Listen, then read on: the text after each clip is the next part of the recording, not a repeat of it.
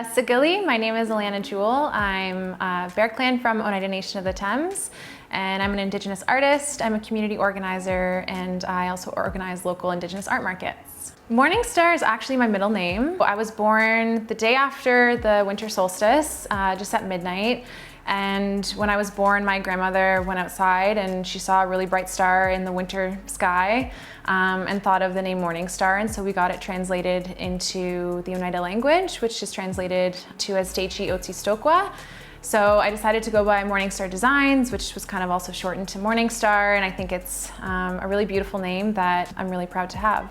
My creative process actually starts differently every time. So it entirely depends on the project that I'm working on and what I'm inspired by at the time. And so I think of an idea that I want to illustrate and kind of think of a lot of imagery and symbolism in our culture that, represents those things. I almost always work symmetrically.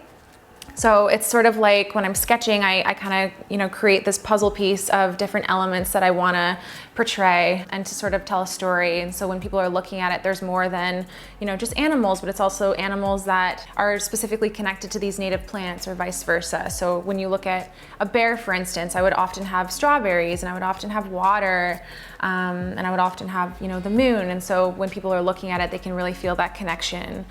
The role that I want to play when we're thinking about indigenizing the future includes, being a storyteller and being someone that can tell stories visually.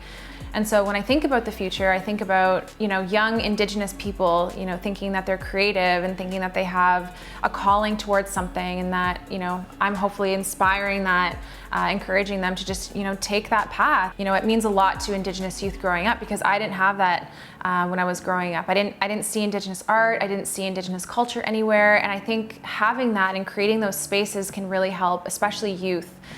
Growing up in the city where they can see themselves and they can feel inspired and they can have a connection to a specific piece of art that kind of maybe tells their story or that they can relate to. I decided to collaborate with TIPI because I wanted to create a relationship with an Indigenous brand that I've watched for years sort of grow. I thought that our values just aligned and they were just such a great brand and had such incredible people on their team. And I think that they have such a really special way of making Indigenous artists, their work really vibrant and beautiful and kind of bringing it all together to, create like this very special piece. Many Indigenous people gift blankets to each other, and so I thought it was just extra special that I was able to create something that could be gifted.